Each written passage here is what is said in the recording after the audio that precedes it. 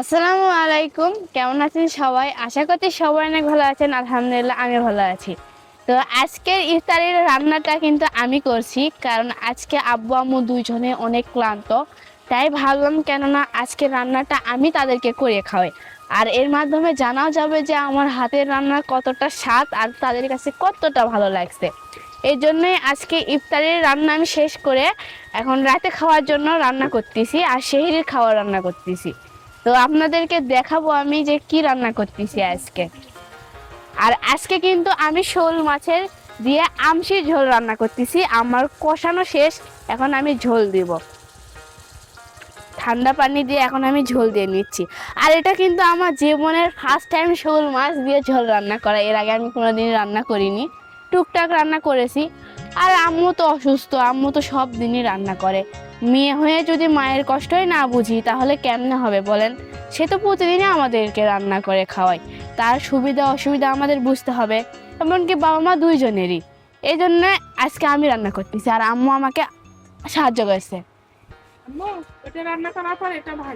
হ্যাঁ, আর এই যে শোল মাছ ভাজি করব, কারণ আমার ভাইয়া ঝোল খেতে পারে না, ভাজা মাছ খেতে পারে। এই জন্য ওর জন্য আলাদা করে এটা রান্না হবে। আজকে সকলের পছন্দ মতো রান্না করতেছি। আর এই আমশির ঝোলটা কিন্তু আমার আব্বুর অনেক প্রিয়। এই আমশির ঝোল হলে আব্বুর আর কিছু লাগে না খেতে, এই জন্য এটা করতেছি। আর আজকে আব্বু আম্মু বাড়ির সকলে মিলে কিন্তু গেছিল আমাদের চুয়া থেকে মাছ ধরার জন্য।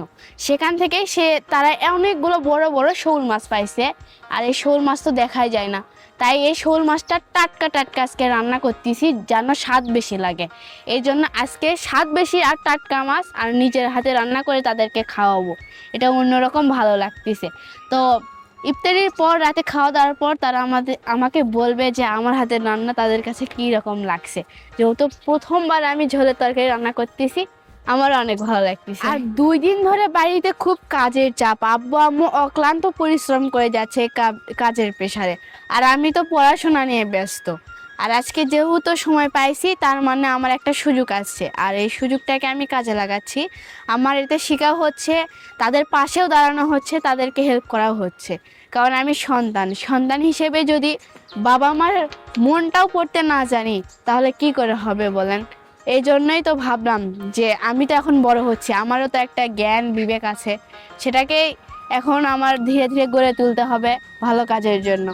এই জন্যই আজকে নিজে হাতে রান্না করতেছি। আর এর আগে কোনোদিন এরভাবে আমার রান্না করা হয়নি, সব রান্না তাও আবার একসাথে।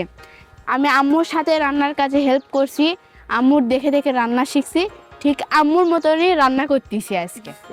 হ্যাঁ, আর আজকে ইফতারিটাও কিন্তু আমি আয়োজন করছি, বেশি কিছু রাখিনি, ওই বুটটাই নিজে হাতে সিদ্ধ করছি, আর তো সব কিছু কিনা।